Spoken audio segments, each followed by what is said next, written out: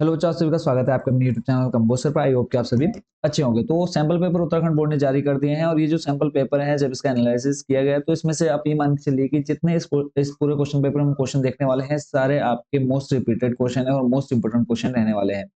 तो ये नहीं सोचना है कि सिर्फ ये सैंपल पेपर है और इसको सिर्फ खाली देख करके छोड़ देना। इससे में आपको एक तो ये आइडिया लग जाएगा कि कौन सा क्वेश्चन कितने मार्क्स का आएगा और क्या क्या टॉपिक रहने वाले हैं आपके इस बार बोर्ड एग्जाम में।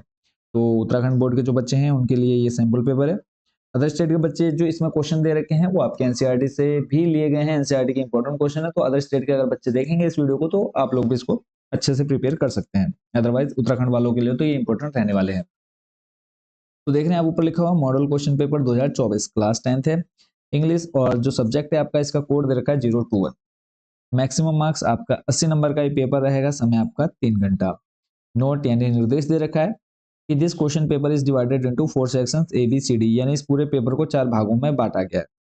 सेकंड है all questions are compulsory, marks are indicated against each question.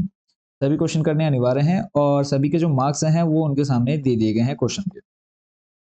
Number first से स्टार्ट करें तो नंबर फर्स्ट में देखो सेक्शन ए है रीडिंग का। रीडिंग में आपको क्या मिलेगा कि एक अनसीन पैसेज देखने को मिलेगा। जैसे अभी आप देख रहे हैं, read the passage given below and answer the questions that follow. क्या है, नीचे जो आपको पैराग्राफ दे रखा है इसको पढ़ो और इससे संबंधित नीचे प्रश्न दे दिए गए हैं उसको आपने हल करने हैं, उनको हल करना है। तो वीडियो रोक करके आप इस पूरे पैराग्राफ को पढ़ लेंगे। One of the greatest problem facing the world today is the rapidly, इसको लेना है। उसके बाद आप जो नीचे प्रश्न पूछे गए हैं हम सीधा उन पर चलते हैं और इनके आंसर आपने ढूंढने हैं। पहला प्रश्न है A number, what is the greatest problem the world is facing today, तो ये आपने फर्स्ट लाइन में ही पढ़ लिया था। बी नंबर है what does death control recognise, इसका आंसर आपने देख लेना है। How is the work of the scientist important. D number है आपका find the word from the passage which means, यानी आपको इस पैसेज से ऐसे शब्द ढूंढने हैं जिनका मतलब क्या हो, become greater the inhabitant of an area. तो इसका आंसर आपने इसी पैराग्राफ से देख करके देना है। नंबर सेकंड में भी आपको सेम एक अनसीन पैसेज देखने को मिल जाएगा। इसमें क्या है, read the passage given below and answer the questions that follow. ये भी आपका अनसीन पैसेज है, यानी टोटल 2 पैराग्राफ आपको देखने को मिलेंगे। तो इस पूरे पैराग्राफ को भी आपने अच्छे से पढ़ लेना है और इससे संबंधित प्रश्न आपसे नेक्स्ट पेज पर पूछे जाएंगे। तो पहला जो प्रश्न इसमें पूछा गया है, how do we pollute our environment. देखो जो ये आपके अनसीन पैसेज है वो सेम तो नहीं आएंगे, हर साल चेंज होकर आएंगे। तो बस एक ये है कि आप इसको एक प्रैक्टिस की तरह यूज कर सकते हैं। और जिन बच्चों ने तक चैनल को सब्सक्राइब नहीं किया, चैनल को जरूर सब्सक्राइब कर लीजिएगा ताकि जो भी हम बोर्ड एग्जाम के टाइम पे आपको इंपॉर्टेंट वीडियो या इंपॉर्टेंट क्वेश्चन प्रोवाइड कराएंगे वो आपको इजीली देखने को मिलते रहें। ठीक है, तो नेक्स्ट आपका क्वेश्चन है what is the most unfortunate thing. C number है what is the centre core of existence. D number है how can we get rid of our negative emotions. D number है choose the correct option and write in your answer book. E number में आपको नीचे दो option दे रखे हैं, मतलब 2 number दे रखे हैं। पहला है find the word from the passage which means pre. ठीक है, प्री का मतलब आपने बताना है कि ए बी सी इन तीनों में से कौन सा होगा। सेकंड इसमें find the word from the passage which is opposite of fortunate. Fortunate का अपोजिट वर्ड यानी विलोम शब्द क्या होगा, लक्की, अनफॉर्चुनेट या फिर फेथलेस। तो जो आपको ठीक लगता है उस पर आपने टिक कर देना है। और बहुत जल्दी आपका ये पूरा पेपर सॉल्यूशन, इस पूरे पेपर का सैम्पल पेपर का सॉल्यूशन देखने को मिल जाएगा। तो चैनल के साथ जरूर जुड़े रहिएगा। बात करें अगले क्वेश्चन की, तो यहाँ पे आप एफ नंबर देखो और लास्ट में मैं आपको ये भी बता दूंगा कि अगर आपको पूरा पेपर चाहिए, डाउनलोड करना है पीडीएफ के रूप में आपको चाहिए, तो वो कहाँ से मिल जाएगा, वो भी आपको वीडियो के लास्ट में देखने को मिल जाएगा। नेक्स्ट है select the correct option and write in your answer book. अब यहाँ पे सही शब्द आपने चुनना है। हैंडल अवर माइंड मीन्स, इसका मतलब क्या होता है ये आपको बताना है। कंट्रोल अवर एंजल, कंट्रोल अवर थिंकिंग, कंट्रोल अवर काइंडनेस। तो जो भी आपको लगता है उस पर आपने टिक कर देना है। नेक्स्ट है आपका anthem of the word existence. ठीक है, एग्जिस्टेंस का आपने क्या बताना है, एंथम बताना है फील्ड, नॉन बीइंग, हैप्पीनेस। तो जो भी आपको ठीक लगता है आपने क्लिक कर देना है। नेक्स्ट आपका सेक्शन बी राइटिंग का, यानी सेक्शन ए में आपको 2 अनसीन पैसेज देखने को मिले और ये जो ए दोनों सेक्शन थे आपके टोटल कितने कितने मार्क्स के थे वो भी हम यहाँ पे देख लेते हैं। 2 2 4 5 6 नंबर का आपका पहला था। और उसके बाद बात करें दूसरे की, तो दूसरा वाला है आपका 2 2 4 5 6 7 8 9, लगभग 9 नंबर का आपका दूसरा पैराग्राफ है। नेक्स्ट जो है आपका क्वेश्चन सेक्शन बी राइटिंग का है। सेक्शन बी राइटिंग में देख लेते हैं क्या क्या क्वेश्चन पूछे गए हैं। तो सेक्शन बी में पहला जो है यानी 3rd नंबर, ये आपको इसमें करना है क्या, एक लिखना है क्या, letter. You are Rohan Rashmi of house number 29 upper market mall road Nainital. ठीक है, आप रोहन या फिर रश्मि, अगर लड़के हैं तो रोहन यूज करेंगे नाम, और लड़की हैं तो रश्मि यूज करेंगे। आप रोहन या फिर रश्मि हैं, हाउस नंबर 29 में रहते हैं, अपर मार्केट मॉल रोड नैनीताल में। Your cousin is fond of junk food, यानी जो तुम्हारा कजिन है वो क्या है, फास्ट फूड का बहुत ज्यादा आदी हो चुका है। He she avoids eating home cooked food which is not a good habit, यानी वो क्या करता है, घर का खाना नहीं खाता है, यानी उसको इग्नोर कर देता है। Write a letter advising him, एक पत्र लिखो उसको सलाह देते हुए, लड़का है तो हिम, लड़की है तो हर, टू अवॉइड मतलब बचना चाहिए junk food, mentioning it's harmful effect on health, कि आपने उसको एक लेटर पत्र लिखना है और उस नुकसान बताते हुए जंक फूड के, कि जंक फूड खाने से क्या क्या नुकसान हो सकते हैं हमारी सेहत पर। अगला है, और ये आपका 6 नंबर का पत्र देखने को मिलेगा। नेक्स्ट है आपका और करके दे रखा है अथवा में, यू आर हेमंत या हिमानी। अगर आप ऊपर वाला नहीं कर पाते तो आपके पास ऑप्शन है सेकंड वाला करने का। आप हेमंत या फिर हिमानी है, लिविंग एट 32 सिविल लाइंस आवास विकास निराला नगर देहरादून। और आप क्या हैं, हेमंत या फिर हिमानी है, कहाँ रहते हैं, सिविल लाइंस आवास विकास निराला नगर देहरादून में। Write a letter to the superintendent of police, यानी आपने एसपी यानी सुपरिटेंडेंट ऑफ पुलिस को क्या लिखना है, लेटर लिखना है, requesting to take more effective steps to control reckless driving by the youth causing accidents in the city. मतलब आपने सुपरिटेंडेंट को इसलिए पत्र लिखना है, जो है वो क्या है, बहुत जो उनका, चाहे वो बाइक हो चाहे कार्स हो, क्या है वो बहुत ही आप कह सकते हैं कि गलत तरीके से चलाते हैं, बहुत स्पीड में चलाते हैं। तो इसके लिए थोड़ा सा क्या ले जाएं, थोड़े से इफेक्टिव स्टेप यानी महत्वपूर्ण कदम लिए जाएं कि इसको रोका जाए, क्योंकि अगर ऐसा चलता रहा तो और ज़्यादा आपके एक्सीडेंट होते रहेंगे। मतलब देखो स्पीड ज़्यादा होने से एक्सीडेंट्स आपको पता है ज़्यादा होने की संभावना रहती है, तो इसके लिए थोड़े से आपने कठोर कदम उठाने हैं और सुप्रिंटेंडेंट ऑफ पुलिस को पत्र लिखना है। चलते हैं नेक्स्ट आपके क्वेश्चन नंबर 4 पर। Right a paragraph on any one of the following topics in about 60 words. 4 number का है, 60 शब्दों में आपने क्या लिखना है, एक पैसेज या फिर पैराग्राफ लिखना है। पहला है आपका टीचर्स डे, फिर है नेक्स्ट इंपॉर्टेंस ऑफ क्लीननेस, मतलब टीचर्स डे आपको पता है शिक्षक दिवस, इंपॉर्टेंस ऑफ क्लीननेस साफ सफाई की महत्वता, पॉल्यूशन पर्यावरण, ठीक है। पॉल्यूशन मतलब हो गया आपका प्रदूषण, पर्यावरण कह रहा हूँ, एनवायरमेंट मतलब होता है आपका पर्यावरण, पॉल्यूशन मतलब प्रदूषण। नेक्स्ट है आपका क्वेश्चन नंबर 5 में, यहाँ पे आपको क्या है, हिंट दे दिए गए हैं। On the basis of hint given below right a paragraph in about 80 words, यानी 80 शब्दों में। नीचे आपको क्या दे रखे हैं, कुछ हिंट दे रखे हैं, उनका यूज करके आपने क्या बनाना है, 80 शब्दों में एक पैराग्राफ बनाना है। पहला है आपका disadvantage of carrying mobile phone in classroom, मतलब कक्षा में मोबाइल फोन ले जाने के क्या डिसएडवांटेज हैं या क्या दुष्परिणाम हो सकते हैं, वो आपने बताना है। हिंट यहाँ पे आपको दे रखे हैं, mobile phone has some disadvantage in a classroom, इनका यूज आपने, मतलब आप जो भी सेंटेंस बनाएंगे उसमें इसका यूज होना चाहिए।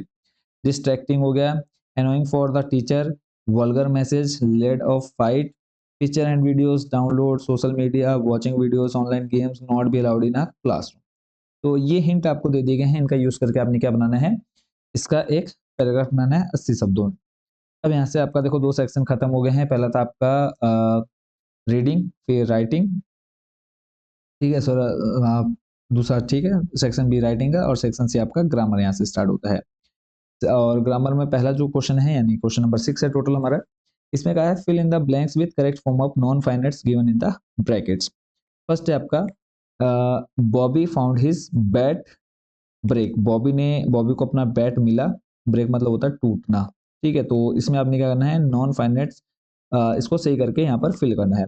तो ग्रामर सेक्शन जितना भी आप देखेंगे सभी को आपने क्या करना है, सिंपली सर्च कर लेना है, जो भी आप टॉपिक देख रहे हैं, जैसे नॉन फाइनाइट्स है तो नॉन फाइनाइट्स और उसके पीछे लिख देना है कंपोजर, आपको वीडियो देखने को मिल जाएगी। सारे टॉपिक मैं आपको बहुत अच्छे से पहले ही बता चुका हूँ।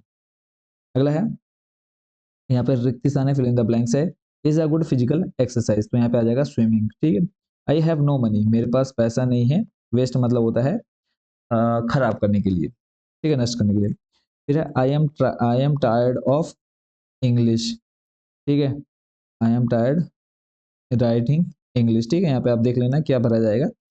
और चलते हैं नेक्स्ट आपके क्वेश्चन नंबर 7 है, combine the following pair of sentences using sentence connector given in the brackets. अब यहाँ पे देखो सेंटेंस कनेक्टर टॉपिक हो गया, तो सेंटेंस कनेक्टर का आपने क्या कर लेना है, सिंपल टाइप करना है और पीछे कंपोजर लिख देंगे, आपको वो वीडियो भी देखने को मिल जाएगी। इसमें सेंटेंस कनेक्टर देखो सिंपल क्या होता है, दो वाक्यों को जोड़ने वाले जो शब्द होते हैं उनको हम सेंटेंस कनेक्टर बोलते हैं। पहला है he is old we should help him. अब यहाँ पे सिंस का यूज करना है, तो सिंस कहाँ पर आएगा, तो अगर आपको इस पूरे पेपर का सॉल्यूशन चाहिए तो वो भी आप मुझे कमेंट बॉक्स में बता देंगे। चलते हैं उसके बाद नेक्स्ट आपके अगले नंबर बी पर। इसमें कहा है I open the book I found a dry leaf in it. मैंने अपनी बुक को ओपन किया है, आई फाउंड मुझे उसमें क्या मिला, एक सूखी हुई पत्ती मिली। एज, अब यहाँ पे एज का यूज करना है आपने। चलते हैं नेक्स्ट आपके क्वेश्चन नंबर 8 है। इसमें आपसे कहा है join the following pairs of sentences as directed. अब सेंटेंस को आपने डायरेक्टेड में करना है चेंज। तो यहाँ पे आपसे कहा है देखो where will you meet me let me know. अब देखो यहाँ पे आपको ये क्लियर बोल दिया जाता है कि आपने स्टार्टिंग कहाँ से करनी है। ठीक है, तो यहाँ पे कहा है begin with let me. Let मी यानी आपका जो सेंटेंस आंसर स्टार्ट होगा लेट मी से स्टार्ट होगा।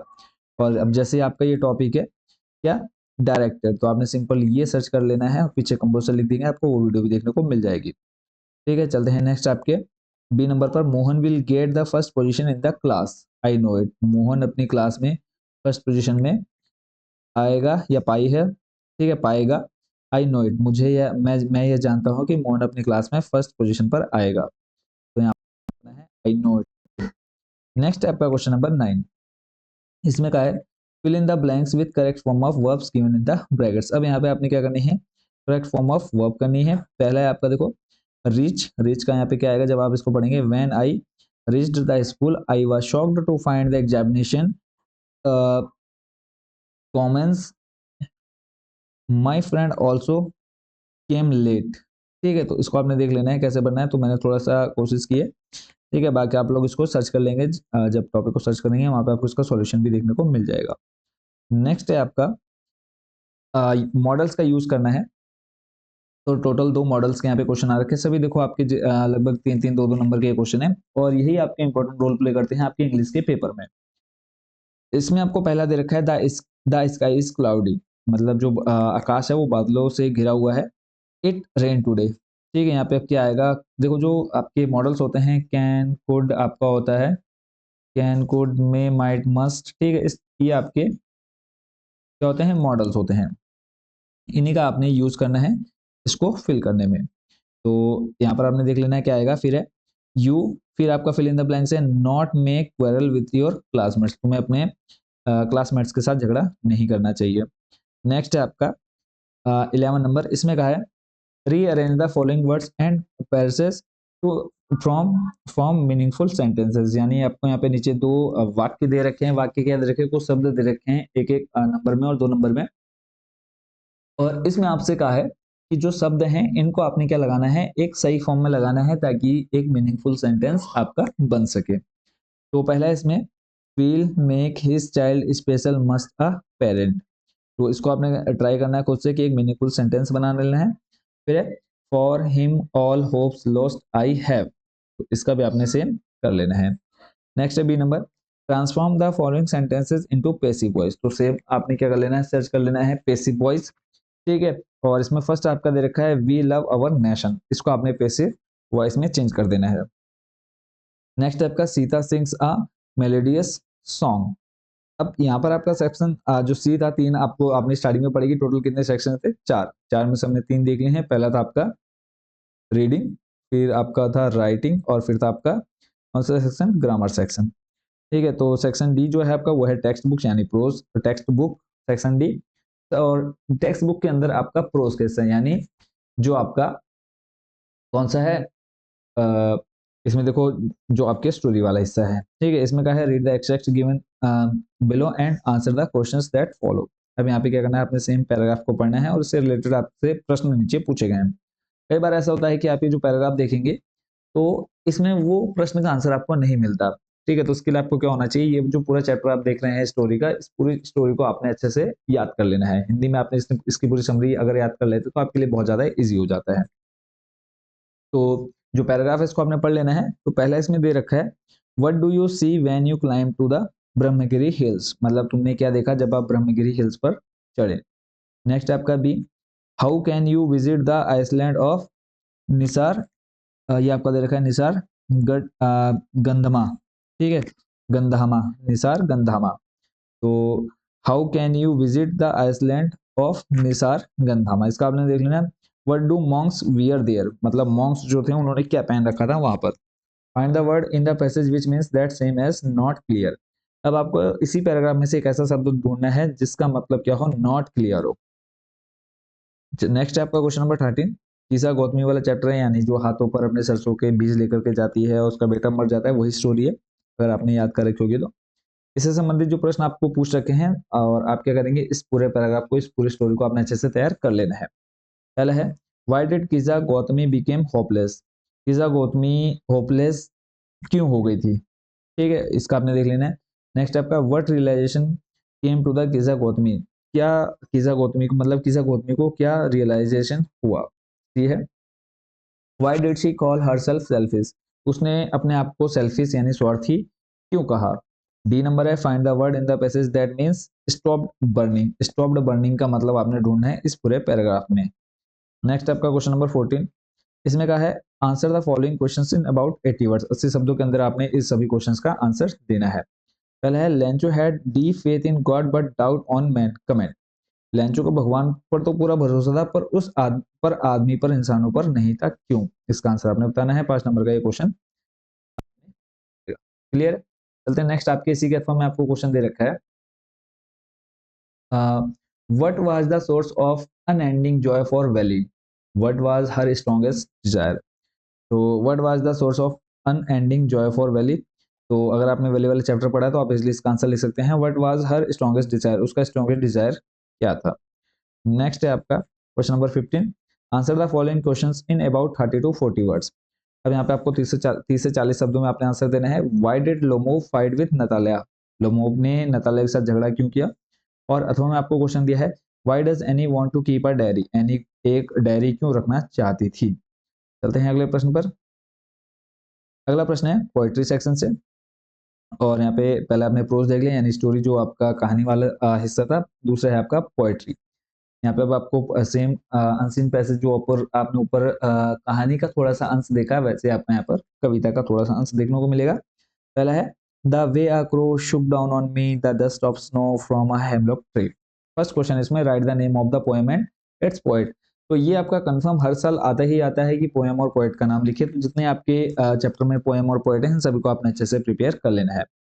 बी नंबर है, what does the dust of snow symbolise, यहाँ पर डस्ट ऑफ स्नो क्या किस चीज को सिंबलाइज करती है, ठीक है। सी नंबर है, who Shuk down the dust of snow, किसने शुक डाउन किया द डस्ट ऑफ स्नो को। नेक्स्ट है, और करके आपको दे रखा है, he senses first responsibility in a world of poisons, people will take balls will be lost always little boy and no one buy a ball back।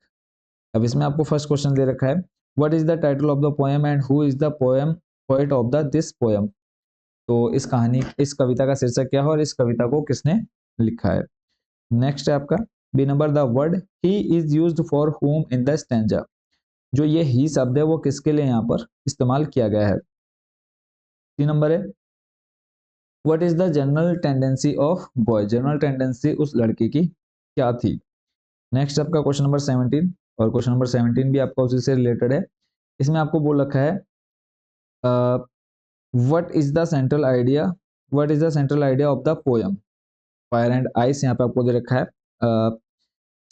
ये जो आपकी फायर एंड आइस वाली पोएम थी, इसका जो आइडिया था, मतलब इसका जो थीम था वो क्या था, वो आपको यहाँ पर बताना है। बी नंबर है, what is the poem Amanda tells you about Amanda, जो अमंदा वाली पोएम है, ठीक है, तो वो अमंदा के बारे में क्या बताती है, ये आपने बताना है, ठीक है। नेक्स्ट आपका C number, what is the message of the poem fog, fog जो पोएम है आपने अगर पढ़ी है तो उसमें क्या मैसेज आपको दिया गया है, उस पोएम में क्या मैसेज दिया गया है।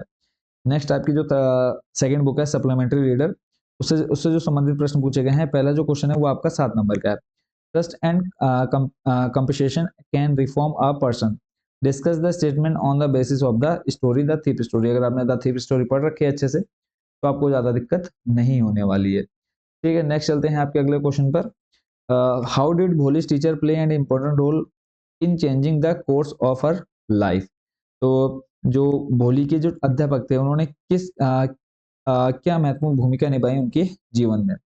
नेक्स्ट क्वेश्चन है आपका question number 19। Answer the following questions in about 30-40 words. Why tricky treatment is called a Triumph of surgery. जो ट्रिकी का ट्रीटमेंट था, अगर आपने चैप्टर का नाम पढ़ा है ट्रियम्फ ऑफ सर्जरी, तो ट्रियम्फ ऑफ सर्जरी क्यों कहा गया है जो ट्रिकी का ट्रीटमेंट था। Who is the real culprit in the story. तो रियल कल्प्रिट कौन था आपने बताना है, द लेडी और ऑरेंज। इन दोनों में से कौन रियल कल्प्रिट था, ठीक है, और क्यों था वो भी आपको बताना है। नेक्स्ट आपका क्वेश्चन क्वेश्चन नंबर 20 है। Answer the following question in about 20 to 30 words. Who was max. Max कौन था, how did he enter the room, और किस तरह से वह कमरे में घुसा। नेक्स्ट आपका इसी का अथवा में आपको दे रखा, और का मतलब है कि आपने दोनों में से कोई एक करना है।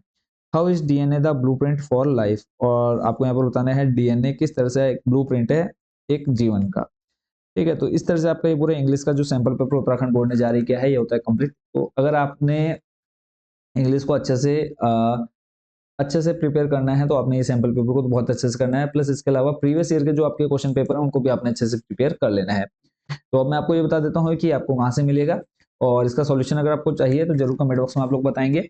ठीक है, अब सैंपल पेपर के लिए और प्रीवियस ईयर के क्वेश्चन पेपर आपको चाहिए तो आप कहाँ जाएंगे, सिंपल आपने क्या करना है, अपने मोबाइल में या जहाँ पर भी आप इंटरनेट यूज कर रहे हैं टाइप कर लेना है कंबोज सर। ऑफिशियल वेबसाइट देखने को मिल जाएगी। तो कंपोजर होम वाले पर आपने क्लिक कर देना है, और उसके बाद आप देखेंगे यूके बोर्ड वाला ऑप्शन। यूके बोर्ड वाले ऑप्शन पर जब आप क्लिक करेंगे आपके सामने कुछ ऐसी लिस्ट निकल करके आ जाएगी, सैंपल पेपर 2023-24, या फिर आप इस पर क्लिक कर लेते हैं। तो क्लिक करने के बाद आप यहाँ पे देखेंगे सैंपल पेपर 2023-24, यहाँ पे आपको ऑप्शन मिल जाएगा। इस पर आप जैसे क्लिक करते हैं तो क्लिक करने के बाद आप हमारे इस पेज पर पहुंच जाएंगे। यहाँ पर आप देखेंगे क्लास 10th सैंपल पेपर 2023, ऐसे ही क्लास 12 सैंपल पेपर 2023। ठीक है, यहाँ पर सैंपल पेपर 2023 की जगह 2024 हो जाएगा। ठीक है, क्योंकि अभी ईयर आपका 2023 चला है इसलिए अभी आप 2023 देख रहे हैं। तो अगर आपको जैसे इंग्लिश का करना है तो यहाँ पर आप क्लिक करेंगे तो इंग्लिश का यहाँ पे आप देख पाएंगे। ठीक है, यहाँ पर आप इजिली ये देखो आपके सामने खुल करके आ जाएगा इंग्लिश का सैंपल पेपर जो अभी हमने तैयार किया है। ठीक है, जो भी मैंने आप लोगों को बताया है। ठीक है, सेम वही क्वेश्चन है, देखो यहाँ पे आप देख पा रहे होंगे। ठीक, और लास्ट क्वेश्चन अगर आपको याद हो तो लास्ट क्वेश्चन देखो, how is the DNA the blueprint of life. तो ये आपका सैंपल पेपर हो गया कौन सा, जो उत्तराखंड बोर्ड ने जारी किया। अब मैं आपको बता देता हूँ कि अगर आपको प्रीवियस ईयर के क्वेश्चन पेपर चाहिए उसके लिए आपने क्या करना है, देखो यहाँ पे आपको मिल जा रहा होगा ईयरली क्वेश्चन पेपर। ठीक है, इस ईयरली क्वेश्चन पेपर पर आप क्लिक कर देना है। क्लिक करते हैं आप थोड़ा सा नीचे आएंगे, देखो आपकी क्लास 10th है तो 10th के आपने वार्षिक प्रश्न पत्र पर क्लिक कर देना है, और यहाँ पे आपको ईयर चूज कर लेना है जिस भी ईयर का आपको चाहिए, 2023, 22, 20, 19, 18। जैसे मान लो हमें चाहिए 2022 का क्वेश्चन पेपर चाहिए। ठीक है, इस पर आप क्लिक करेंगे, यहाँ पर आपको सभी क्वेश्चन पेपर विद सॉल्यूशन आपको देखने को मिल जाएंगे। ठीक है, तो वेबसाइट पर जरूर विजिट करेगा। मिलते हैं नेक्स्ट वीडियो में नेक्स्ट पेपर के साथ। Thank you so much watching for this video.